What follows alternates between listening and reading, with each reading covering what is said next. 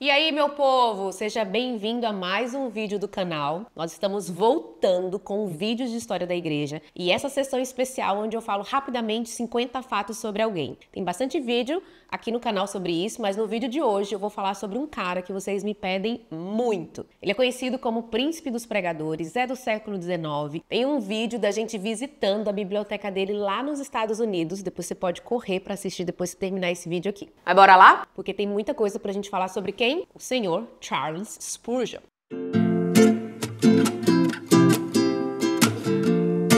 Então vamos começar. Charles Spurgeon nasceu em 1843 em Kelvedon, Essex, não sei se eu tô falando certo, Inglaterra. Ele foi o primeiro de 17 filhos, só isso, 17 filhos, mas 9 dos seus irmãos morreram na infância. Foi na casa do seu avô, James Spurgeon, que ele teve as primeiras influências cristãs. Seus pais, eles deixaram ele morando com o avô por 5 anos por causa de dificuldades financeiras. E foi inclusive na biblioteca do avô dele que ele teve acesso aos livros clássicos dos puritanos, que a gente pode destacar aqui, entre vários preferidos, o principal, que os dois principais que Charles Spurgeon amava era o Livro dos Mártires, de John Foxe, em primeiro lugar, O Peregrino, do John Bunyan. O Spurgeon leu O Peregrino pela primeira vez com 6 anos de idade, e durante toda a vida, diz que ele leu mais de 100 vezes. Seus biógrafos contam um episódio de que quando ele ainda era criança, ele foi por vontade própria exortar um homem bêbado da congregação do avô dele. O avô dele era pastor. E eles contam isso para mostrar que desde criança,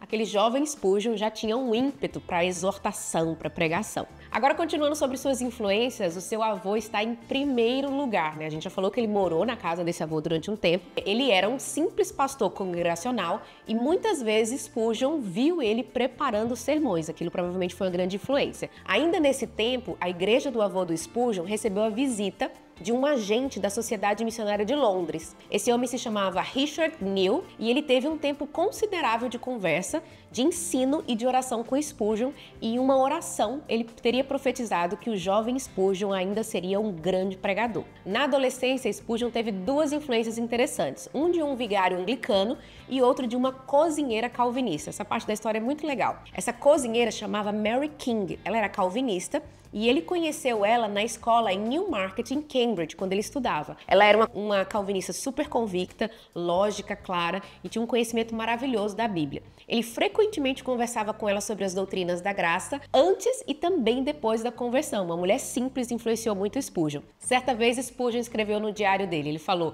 "Acredito que eu aprendi mais com ela do que deveria ter aprendido com 6 teólogos do tipo que temos hoje em dia." Aos 15 anos de idade, ele teve a sua experiência de conversão. Foi no culto de uma igreja metodista primitiva. Era um dia de chuva e o pregador não conseguiu chegar a tempo para pregar. Então, um pregador leigo, uma pessoa comum da congregação, começou a pregar e pregou a passagem de Isaías 45:22, que fala: "Voltem-se para mim e sejam salvos, todos vocês dos confins da terra." O pregador, falando sobre Cristo na cruz, ele falou: "Olhe para mim, eu estou suando gotas de sangue por você. Olhe para mim, eu sou açoitado e cuspido, eu estou pregado na cruz, morro, sou sepultado, levanto-me e acendo, estou suplicando ao Pai e tudo isso por você." E a história diz que ele olhou para aquele jovem Spurgeon e disse: "Jovem, obedeça o texto. Você parece miserável e miserável permanecerá se não obedecer essas palavras." E aí o jovem converteu e foi batizado no dia 3 de maio de 1850. No diário dele ele escreveu: "Minha timidez foi lavada, flutuou rio abaixo até o mar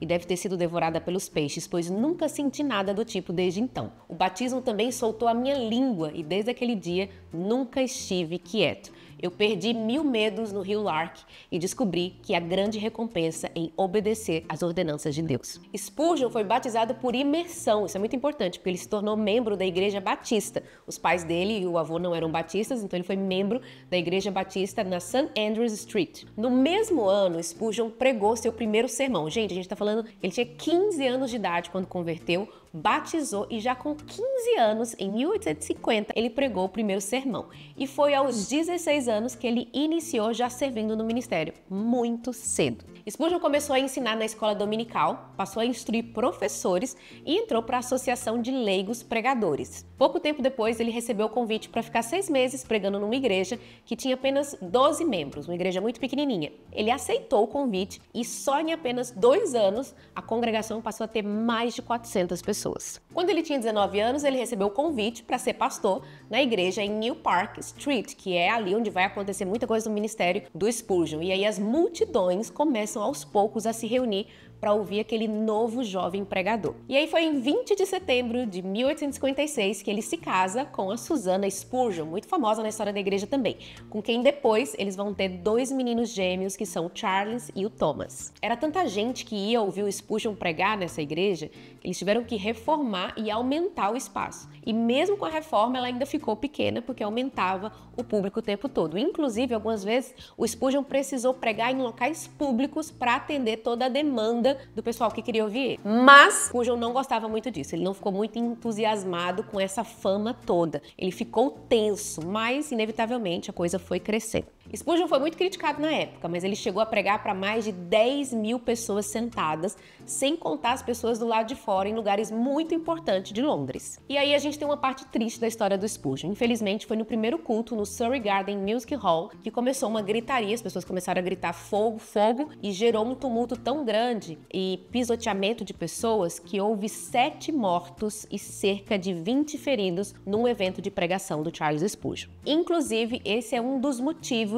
que teria gerado as crises depressivas do Spurgeon. Não foi fácil para ele lidar com esse fato, com essa notícia terrível. Mas vamos falar agora de uma coisa boa. Foi em 1859 que teve a inauguração da igreja do Spurgeon, a última reforma, que aí a gente tem o Tabernáculo Metropolitano, que existe até hoje, que é uma mega igreja com capacidade para 6 mil pessoas. O Tabernáculo Metropolitano foi a base para mais de 60 ministérios diferentes do Spurgeon. O Spurgeon teve orfanato para meninos e para meninas, teve casa para mulheres solteiras que engravidavam, teve publicadora, teve escola, teve muita coisa, e ali foi a base. No porão do Tabernáculo Metropolitano, pouca gente sabe disso, mas funcionava um ministério de oração e intercessão contínuo pelo trabalho da igreja e pelo ministério de pregação do Spurgeon. Então a gente vê ali no ministério dele muita palavra e muita oração também. O Spurgeon também trabalhou muito com escrita, com a edição e publicação dos seus sermões em jornais e dos seus vários livros, dos quais a gente tem muitos disponíveis hoje em português, graças às editoras aí. Inclusive, a Susannah, esposa do Spurgeon, ela estava por detrás da publicação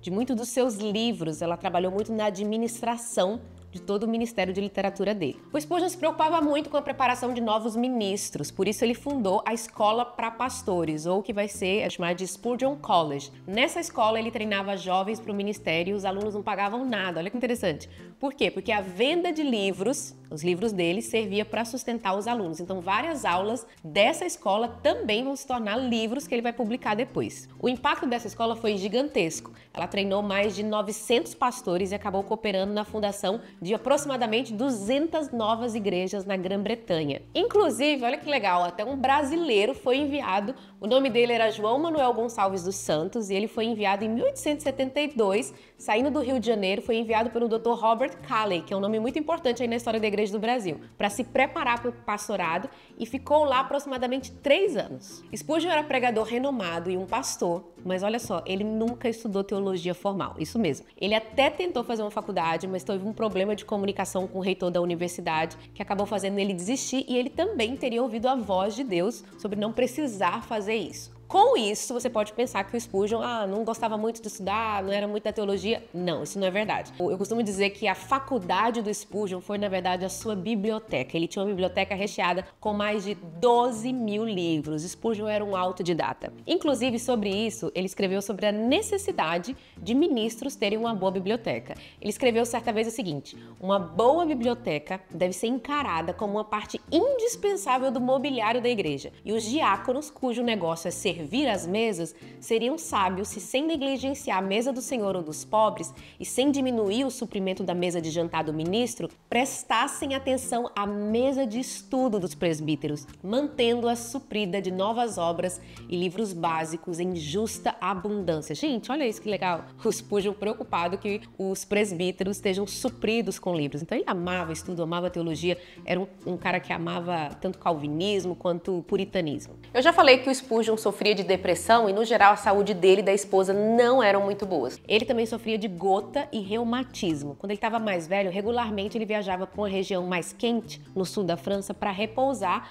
e conseguir se recuperar das dores. Ele chegou a passar meses em retiro por lá. Uma curiosidade interessante, pouca gente sabe, mas Spurgeon escreveu um livro humorístico. Ele tinha um tom de humor forte nos seus escritos e também na pregação. Spurgeon também trabalhou durante o surto de cólera na Inglaterra. Ele fez uma palestra contra o livro do Charles Darwin. E o Spurgeon chegou a pregar para uma multidão de 23 mil pessoas. Bateu o recorde na época. Sem microfone ou amplificação. Então imagina como é que era isso. O Spurgeon também defendeu o abolicionismo e foi muito rejeitado em alguns lugares por ser contra a escravidão. Inclusive, publicadores americanos muitas vezes editavam o sermão dele e cortava parte das críticas à escravidão quando era publicado lá nos Estados Unidos. Sejam fortes no que eu vou falar agora. O famoso pregador fumava charutos. Isso mesmo. Alguns dizem que ele teria parado de fumar quando a loja que ele comprava os charutos começou a divulgar: essa é a loja onde o Spurgeon compra os charutos. Existe até hoje guardado um estojo com seu último charuto fumado antes da morte. Sobre a pregação de Spurgeon, vamos falar aqui um pouquinho sobre as características da pregação dele, já que ele é o príncipe dos pregadores, né? A pregação dele era muito expositiva, a maioria das vezes ele usava um esboço mais rústico, sem muitos detalhes, e a fala dele era bem firme, imperativa e convidativa.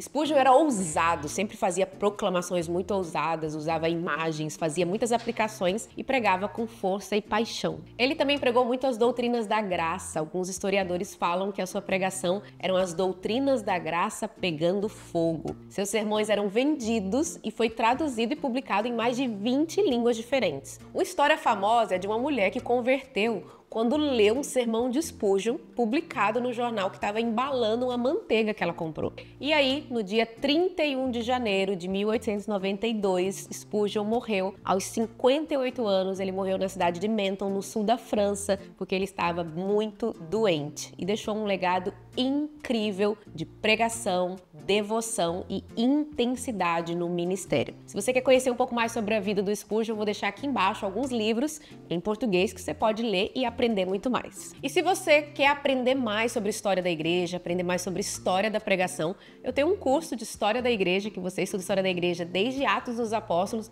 até os dias de hoje, e tem aulas sobre Spurgeon. Se você quiser saber mais, eu vou deixar o link aqui para você estudar comigo na Escola Convergência. Gostou do vídeo? Então compartilha com seus amigos, não deixa de compartilhar. Comenta aqui embaixo se tem algum fato do Spurgeon que eu esqueci, que não entrou nos 50 fatos, e me fala aí sobre quem mais vocês querem ouvir a história, 50 fatos sobre quem. Comenta aqui embaixo. Até a próxima!